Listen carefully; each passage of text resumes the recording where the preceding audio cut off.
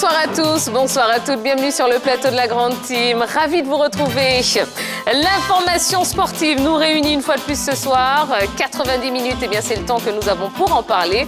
La team est là, elle est prête et elle n'attend que vous. Eh bien on ne va pas les faire attendre plus longtemps. Voici tout de suite le sommaire complet de l'émission. C'est parti pour la Grande Team. Ce soir, dans la Grande Team, LGT News. Focus sur le handball ivoirien. La Grande Team reçoit Zokora Didier Maestro, l'homme aux 153 sélections. Saint-Béni, la sélection ivoirienne, sa reconversion, le football local, tous ces axes seront disséqués dans notre édition du jour. Bonne soirée avec la Grande Team.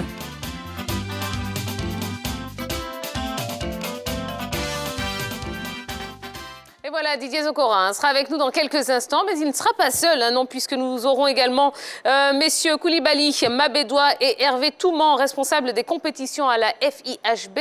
Et si vous avez des questions à leur poser, eh bien, vous savez que la page Facebook de la 3 vous appartient, elle est à vous. N'hésitez pas à le faire, vous laissez un petit commentaire et on se fera un plaisir de vous lire. Et puis le téléphone, évidemment, pour interagir avec nous en direct dans cette émission, 27 21 59 93 99, 00225 27 21 59 93 99. Allez, commençons tout de suite avec LGT News.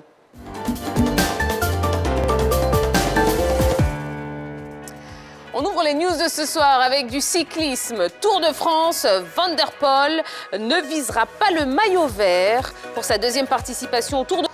Voilà l'essentiel de l'actualité sportive de ce jour. Eh bien, nous allons pouvoir retrouver la team de ce soir. Eh bien, allons-y. Bonsoir, messieurs. Bonsoir, Tia. Comment allez-vous? Ça va. Très bien. Ça va super? Ça va. Prêt pour notre petit marathon de 90 minutes? Bien sûr. Oui. Alors, il y a eu une autre information qui est tombée un petit peu plus tôt dans la soirée. Et oui, ce soir, la SEC a remporté son 28e titre en championnat en battant le Racing Club d'Abidjan sur le score de 2-1. Eh ouais. Bon, commentaire? Alors, c'est depuis son accession en Ligue 1, le Racing vient de perdre pour la première fois face à la SEC. Et cette victoire a permis à la SEC de décrocher son 28e titre. Donc, je dirais, c'est coup double pour la SEC qui remporte le titre de champion de Côte d'Ivoire et qui, pour l'occasion, aussi profite pour avoir sa première victoire face à cette équipe du Racing Club d'Abidjan. Maintenant, sur l'ensemble de la saison, la SEC a dominé tout le monde. Oui. C'est vrai, la SEC était engagée en Coupe d'Afrique. Cela a permis à la SEC d'avoir quand même pas mal de matchs en retard. Il y a eu assez de spéculations autour de cela, mais la SEC a pu gérer ces matchs en retard, notamment avec des victoires et des matchs nuls, puisque la SEC, jusqu'à présent, pour cette saison, n'a pas encore perdu de match. Donc voilà, félicitations aux Genevois qui ont dominé tout le monde. Maintenant, est-ce que l'autre défi, est-ce qu'ils pourront terminer la saison sans défaite? Voilà, on attend de voir ça. Et on attend de voir les perspectives en ce qui concerne la saison prochaine, parce qu'ils ont perdu un certain Konaté Karim, qui a été pour beaucoup dans ce 28e titre de la SEC Mimosa. Donc, ça sera intéressant de voir comment, au-delà de ce 28e titre, ils vont se relancer, ils vont pouvoir se réinventer pour revenir la saison prochaine. Déjà, mais la solution est là. Ils ont fait venir Mofosé Karidjula et Kassi Thierry. Donc, on attend de voir ce que les deux là vont apporter à cette équipe de la SEC. Bon. Eh bien voilà, en tout cas félicitations à toute l'équipe de la SEC et puis à tous les supporters. Bah oui, parce que quand même, oui. Allez, je vous rappelle la question LGT de ce soir. Que retenez-vous de la carrière de Zokora Didier qui sera avec nous dans quelques instants? Donc exprimez-vous sur la page Facebook de la 3. Et puis le téléphone, vous connaissez le numéro par cœur, mais bon, la répétition est toujours pédagogique. 27 21 59 93 99. Vous aurez l'occasion de lui poser des questions en direct. Ce sera un petit peu plus tard. Pour le moment, eh bien, on va parler. On va parler avec les responsables des commissions compétition de la FIHB et c'est le focus de ce soir.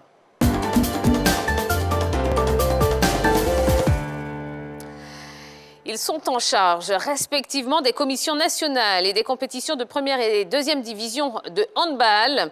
Avec eux, eh bien, on va faire le point à mi-parcours de leurs compétitions respectives. Accueillons sur le plateau de la Grande Team messieurs Koulibaly, Mabédoua et Hervé Touman. Comment allez-vous? Bien, ça va.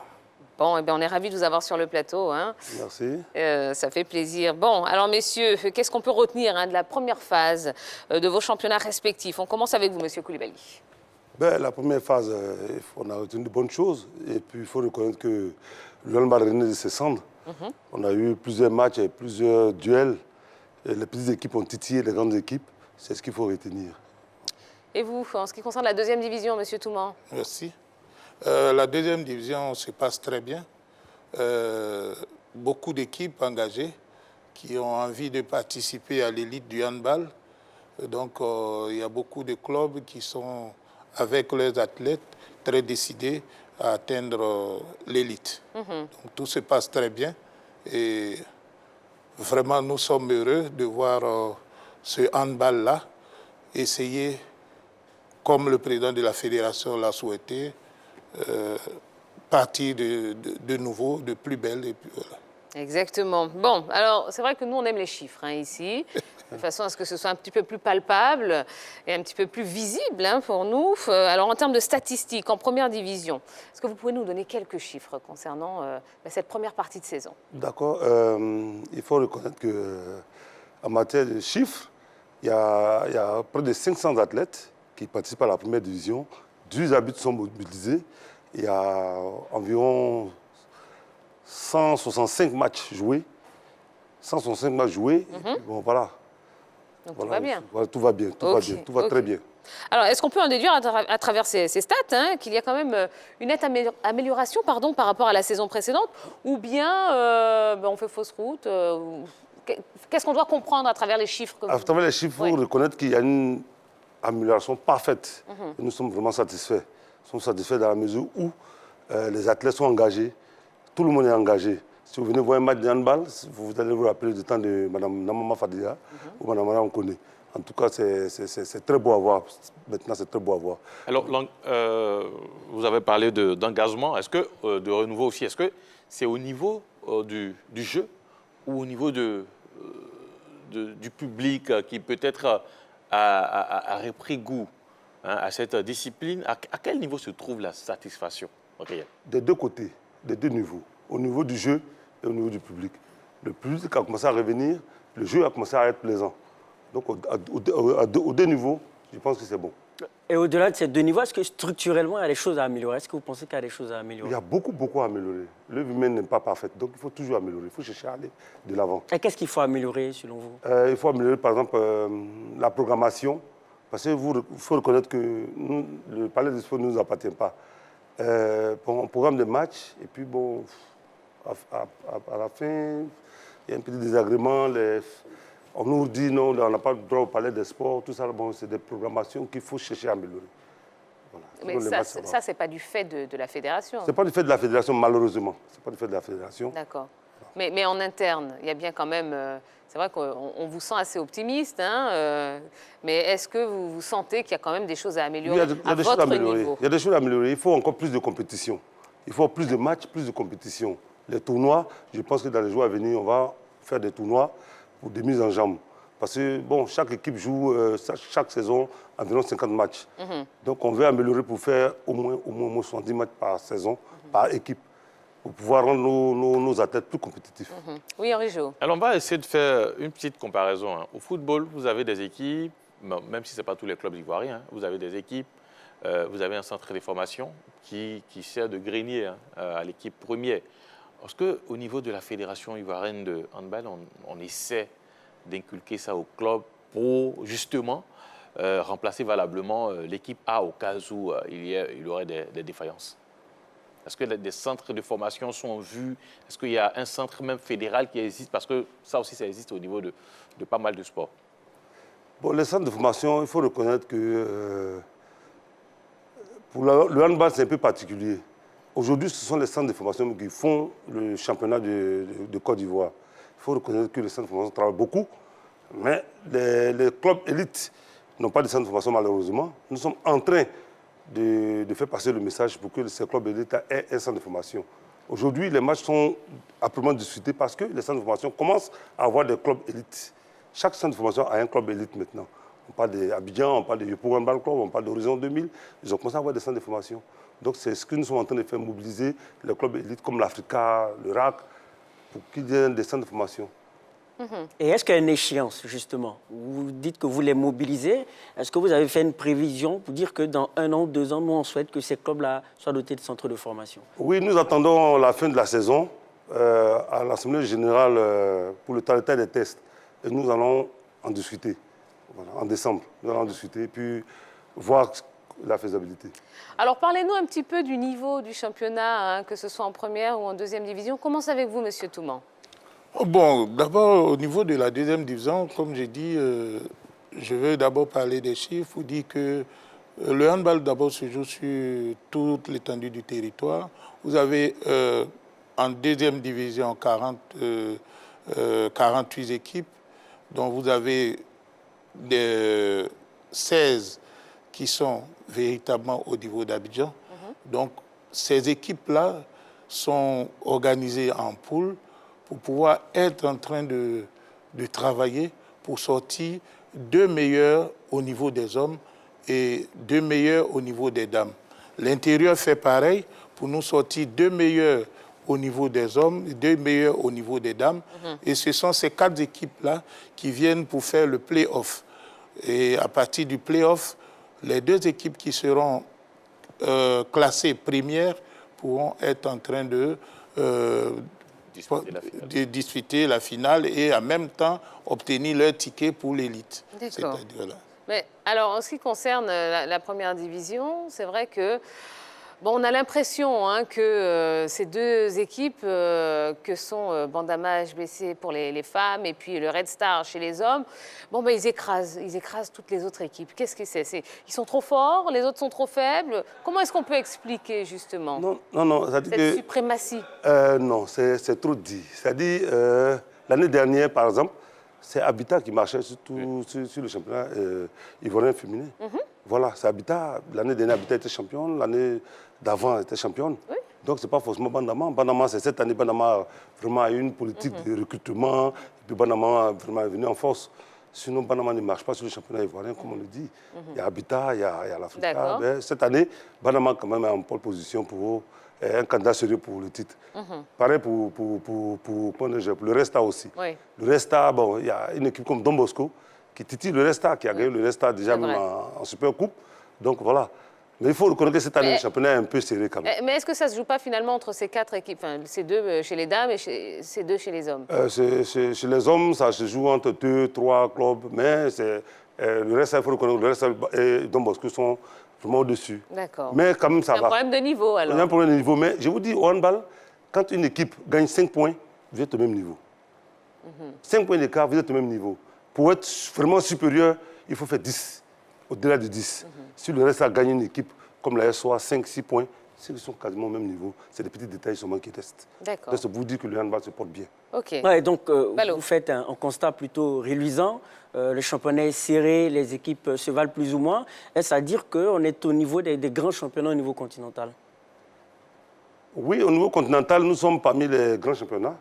Parce que nous, au niveau continental, on a 24 équipes qui participent au championnat.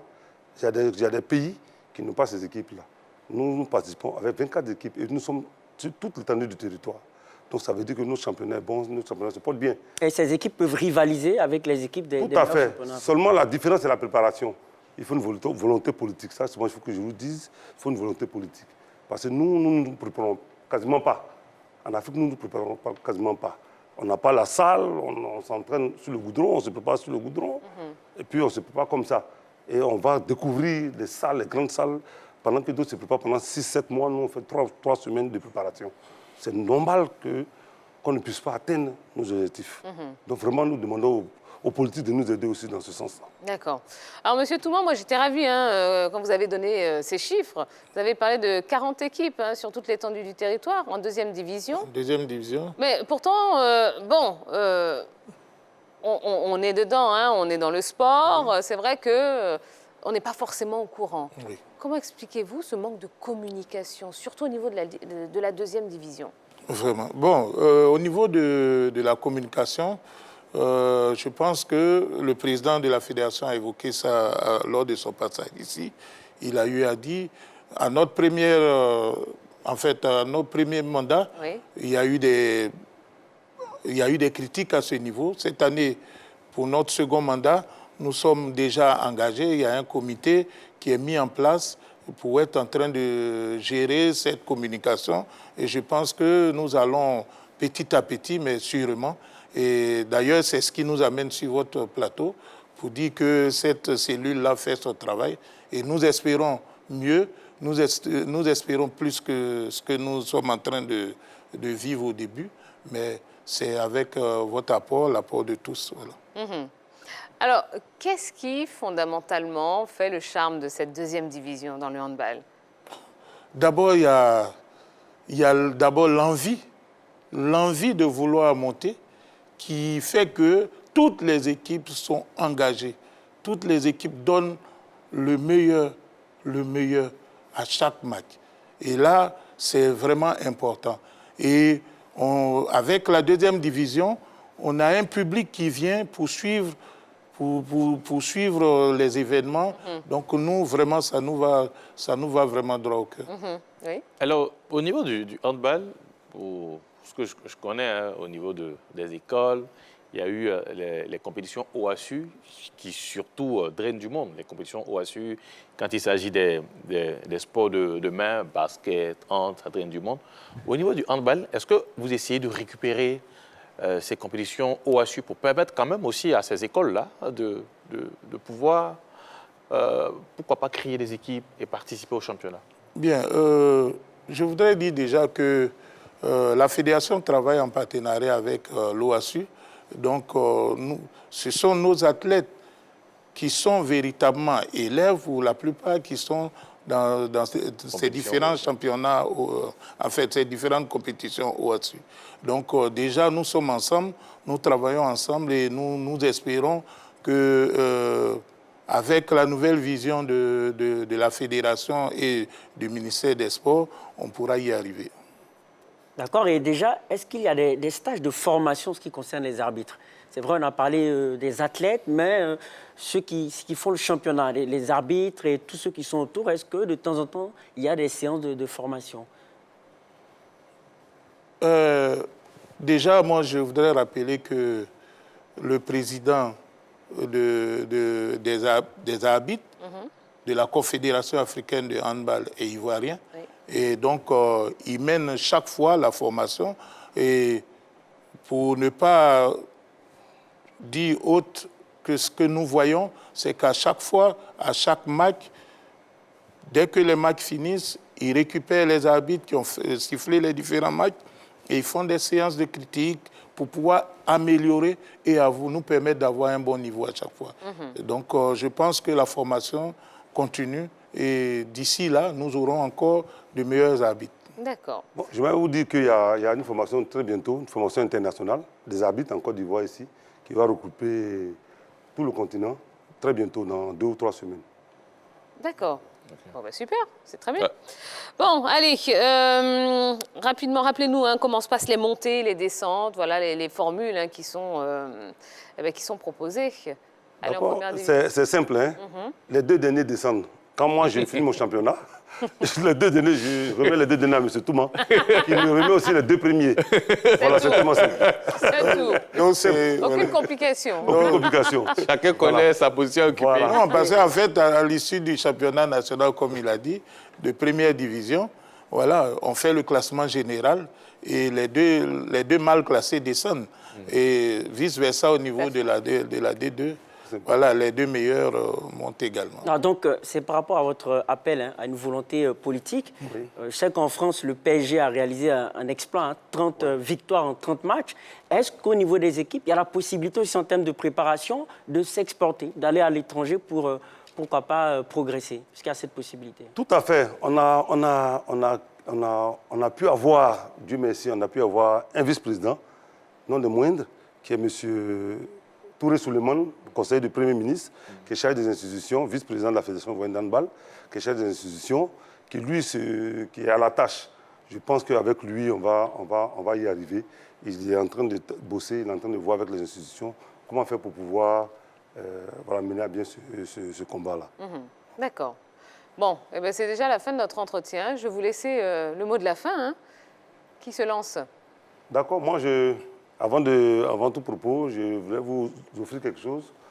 D'abord, c'est gentil. quelque chose, au nom du président de la fédération, Dr Karaboué, parce que nous, au handball, on aime marquer les points. Je vous remercie beaucoup. Donc, ce sont des t-shirts OBV. Montrez-les, voilà, aux téléspectateurs. Voilà. C'est un t-shirt Super. OBV. Voilà. Ah, bravo. Au nom du président de la fédération. Vous voulez applaudir? Allez-y, applaudissez. Voilà, c'est très bien. Spécialement un sifflet. Ah, Voilà. Ah ben Lui, il est voilà. le Force 80. Allez-y, venez. Voilà, Force 80. Il a trop sifflé. Maintenant, on va Vraiment, hein? remplacer ce sifflet. Il faut que je change un Voilà, peu. il faut changer. D'accord. Voilà. C'est le même sifflet, c'est un sifflet. Non, mais la différence, c'est que lui, il est le 80. Lui, il est le 40, lui, il est le 80. D'accord. Voilà. Super. Ah ouais, attendez, arbitre. vraiment, Arbitre. Voilà. Là, je fais du hand maintenant. Je suis arbitre de hand maintenant. Hein. Ok, regardez. Merci. Donc, vraiment, merci beaucoup à toute la direction. Merci à La la Troie, voilà, uh-huh. la Troie, qui vraiment fait un clin d'œil au handball ivoirien. Ouais. Vraiment, merci beaucoup. Ça nous va de tout cœur. On vous invite au Palais des Sports. Vous avez vu vous-même à l'écran un nouveau décor. D'accord. Il est parfait, l'ambiance est parfaite. Donc, je vous invite à venir quand même nous assister. Effectivement. Donc, la 3 est aussi bienvenue au niveau de la D2. Et là, vous serez encore plus heureux. Et nous également avec vous. On vous remercie pour votre soutien. Merci beaucoup. Ben, vous revenez quand vous voulez. Vous connaissez Merci. l'adresse maintenant. Merci infiniment. On vous attend avec grand plaisir sur notre plateau. Merci voilà, infiniment. vous êtes à la maison. Merci infiniment. Allez, on va marquer une courte pause. Oui, juste après, eh bien, on recevra notre autre invité de la soirée, Didier Zokora, maestro. Et oui, on va raconter un petit peu sa vie, on va raconter sa carrière, on va raconter son parcours. Et si vous avez des questions à lui faire parvenir, la page Facebook de la 3 est à votre disposition. Et puis le téléphone 27 21 59 93 99. Je vous rappelle qu'on est ensemble et en direct jusqu'à 22h. À tout de suite.